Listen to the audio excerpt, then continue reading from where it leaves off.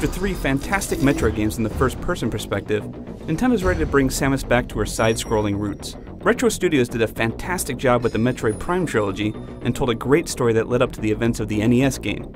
But now it's time to pick up where the Super Nintendo game left off. Metroid Other M is a continuation of Super Metroid, and it's designed both as a throwback to the old-school gameplay, as well as a way to flesh out Samus as a character.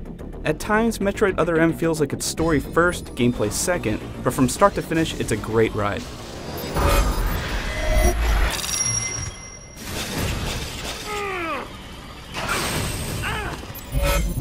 Metroid Other M is a throwback to the simpler days of action gaming, but it's not a retro remake like New Super Mario Bros. As a matter of fact, this game is one of the most ambitious productions Nintendo's ever produced. Other M explores Samus as a character, flashing back to her days before she was one of the galaxy's most respected bounty hunters. The game opens up just as Super Metroid ends, an epic battle with Mother Brain and the sacrifice of a baby Metroid to save Samus's life. This incredible introduction sets the stage for what's to come. The storytelling can get a little heavy-handed at times, but overall it's an engaging script that's well acted, and it really pours emotion into Samus's personality.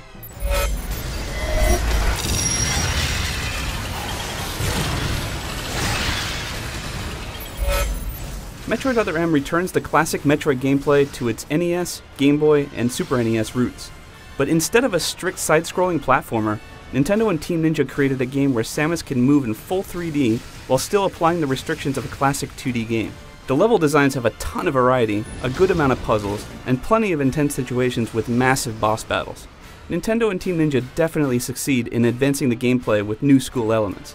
That classic run-and-gun action is still here, but there are some new additions like melee attacks for when enemies get up close and personal.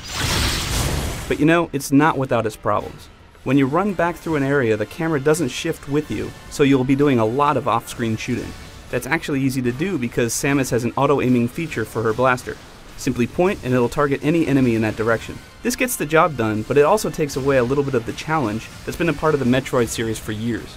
You can also jump into first-person perspective by pointing the Wii remote at the television, and this lets you target enemies more precisely. However, you can't run around in this mode, only rotate from the fixed point, so it feels a tad awkward and restrictive when you're forced to jump into Samus's eyes during a heated firefight.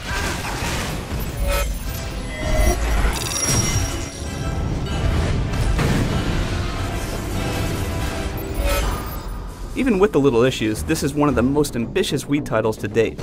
It's an intense and fun action game with just as much heart in its story as explosions in its gameplay. By the end of the ride, Samus could end up becoming your favorite Nintendo character, if she isn't already. For more details on Metroid Other M, head on over to IGN.com.